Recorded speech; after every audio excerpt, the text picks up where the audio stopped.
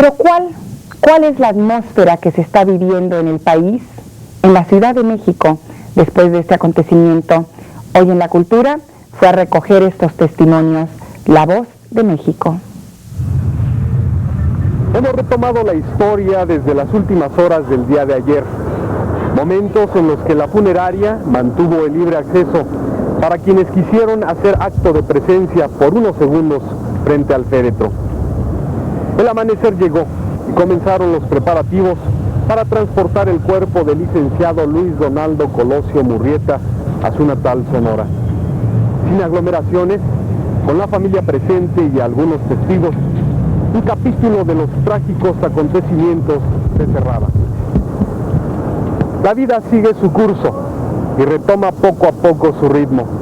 Sin embargo, la memoria, el recuerdo continúan funcionando también, y así llegamos a la reflexión. Independientemente de que el asesinato del candidato priista a la presidencia haya sido una acción motivada por el desequilibrio de un individuo o de varios, lo que siempre estuvo presente fue la violencia. Y sobre este aspecto el pueblo de México no deja de pensar cómo combatirla, qué hacer para evitarla, cómo alejarnos de ese estado alterado de muchos en los que a veces nos incluimos. Es importante estar consciente de que México es lo más importante y que como mexicanos debemos de luchar juntos a salir adelante en esta situación que está presentando. Yo tengo 64 años y jamás recuerdo que en México hubiera habido esa clase de problemas. Con lo que acaba de pasar ahora con Luis Donaldo, por cierto, es una época muy triste que estamos viviendo todos los mexicanos y que esperamos que con el concurso de todos podamos ir mejorando y volver a la normalidad, a lo que estábamos acostumbrados antes. Tolerancia, respeto, garantías y legalidad. Eso será los aspectos que tenemos que cumplir como ciudadanos y como mexicanos que queremos un mejor país para nuestros hijos. Creo que todos debemos estar unidos en ese aspecto para que no se genere más violencia. La violencia trae más violencia. Tenemos la obligación, todos y cada uno de los mexicanos, además tenemos la madurez, tenemos la capacidad de poder resolver en una forma inteligente, en una forma interna, los grandes problemas que hay. Que de los errores salga la experiencia, que esté latente una voz de alarma que se oponga a cualquier sentir violento.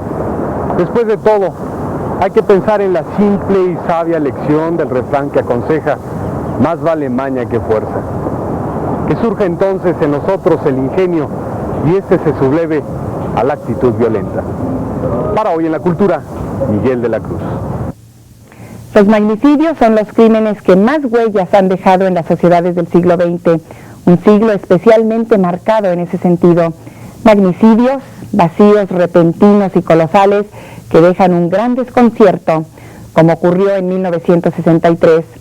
Estas imágenes dieron la vuelta al planeta ante el asombro de millones de personas que estremecidas contemplaban el asesinato del presidente de los Estados Unidos, John F. Kennedy, un acontecimiento hasta ahora todavía sumergido en las profundidades del misterio, más de 30 años después. La sombra de la violencia contra grandes personajes volvió a oscurecer a la sociedad norteamericana en 1968, cuando en un hotel de Los Ángeles muere de un balazo en la cabeza el senador Robert Kennedy, quien se encontraba en plena campaña por la presidencia de Estados Unidos por parte del Partido Demócrata y para ocupar la presidencia que 5 años antes había dejado asesinado su hermano John. Ese mismo año, matan también al pacifista estadounidense y líder de la minoría negra, Martin Luther King, en un hotel del barrio negro de la ciudad de Memphis. En la India, 3 magnicidios sacudieron al mundo durante el siglo XX. En 1948 fue asesinado Mahatma Gandhi, uno de los grandes personajes de la historia contemporánea que a través de la lucha sin violencia consiguió la independencia de la India de Inglaterra. En 1984, la primera ministra hindú, Indira Gandhi, del mismo apellido que Mahatma, pero sin ningún parentesco, cae muerta fuera del Palacio de Gobierno en Nueva Delhi acribillada por sus propios guardaespaldas involucrados con los Sikhs, fundamentalistas religiosos.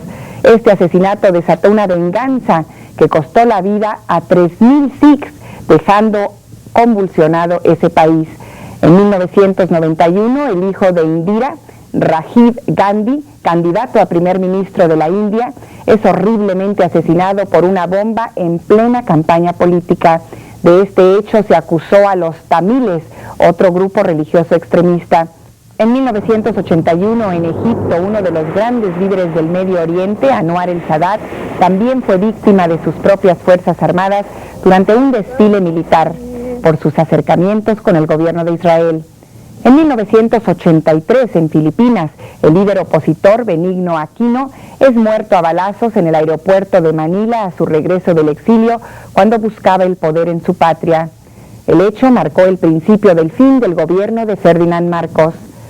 En el mes de febrero de 1986, Olof Palme, primer ministro sueco, recibe un tiro en el cráneo cuando tranquilamente caminaba por una céntrica calle de la capital sueca acompañado de su esposa. Otro acto violento que nunca se aclaró con certeza. En Colombia estos sucesos se han repetido con trágica frecuencia, sobre todo en los últimos años. En 1989, durante un discurso proselitista ante los ojos de miles de personas, Luis Carlos Galán, uno de los aspirantes más serios a la presidencia, cae mortalmente herido por una ráfaga de metralleta. En 1990, Bernardo Jaramillo Ossa, también candidato presidencial por la izquierda, muere de igual forma en el aeropuerto de Bogotá. Y en 1990 también, Carlos Pizarro, candidato presidencial y máximo líder del grupo guerrillero M-19, que recientemente había firmado la paz con el gobierno, fue asesinado a bordo de un avión en pleno vuelo. Estos tres crímenes fueron vinculados con las mafias del narcotráfico. Y ahora, en México, Luis Donaldo Colosio, la tarde del miércoles 23 de marzo, en Tijuana, Baja California. Cuando ocurre un magnicidio, la sociedad agraviada tiene ante sí dos alternativas para restañar la profunda herida.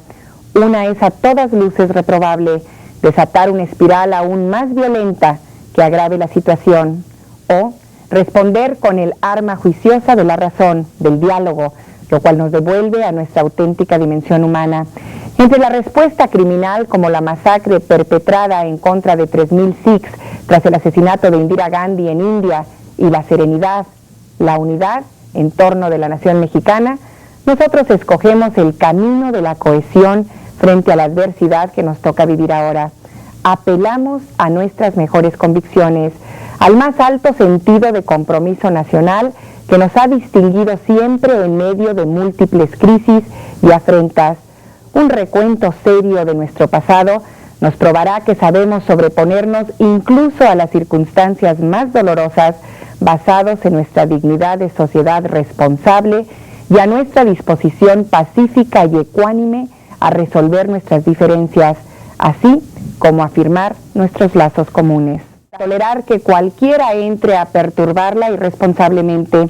Hoy, como siempre, es preciso que los mexicanos nos reivindiquemos con nosotros mismos, repudiando la violencia criminal, condenando toda acción contraria a las vías legales, restableciendo de inmediato los vínculos de concordia y armonía en que descansan nuestras instituciones y nuestro inaplazable proyecto nacional. Un proyecto de veras moderno, es decir, civilizado. Y que nos quede claro, el bien común es una tarea común. Como acaba de escribir el historiador Enrique Krause, tengamos presente que del fusil no sale la democracia, sale la muerte. Muy buenas noches.